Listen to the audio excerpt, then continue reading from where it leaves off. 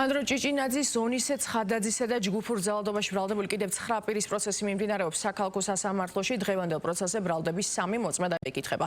ერთი დაზარალებული სამართალდამცველი და 2 გამომძიებელი. ვიდეომტკიცებულებების გამოკვლევა ბრალდებამ უკვე დაასრულა. პროკურატურის მოწმეთა დაკითხვის შემდეგ დაცვის მხარის მტკიცებულებების გამოკვლევა დაიწყება. წინასწარი პატიმრობის 9 თვიანი ვადა ბრალდებულებს 4 სექტემბერს ეწურებათ. შეგახსენებთ, რომ 11 ბრალდებულს ნოემბერ-დეკემბერში აქციებზე პოლიციელებზე ჯგუფურ ძალადობას ედავებიან.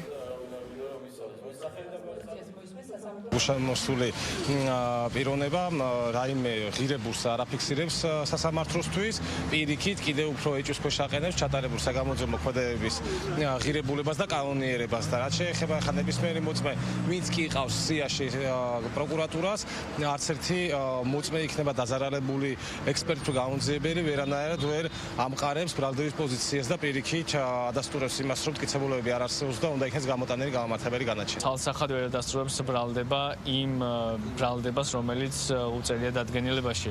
ეს ანდრომაც განმარტა გუშინ, რომ შეუძლებელია უბრალოდ ორგანიზებულ ჯგუფურ ძალადობაში მონაწილეობა დაუდასტურონ ამ პიროვნებებს, რადგან არ არსებობს განზრახვა, არ არსებობს უკანონო მოქმედება, არც ჯგუფი არსებობს და თალსახად არც ორგანიზატორი, რომელსაც გავლენა ჰქონდა რომელიმე პიროვნებას.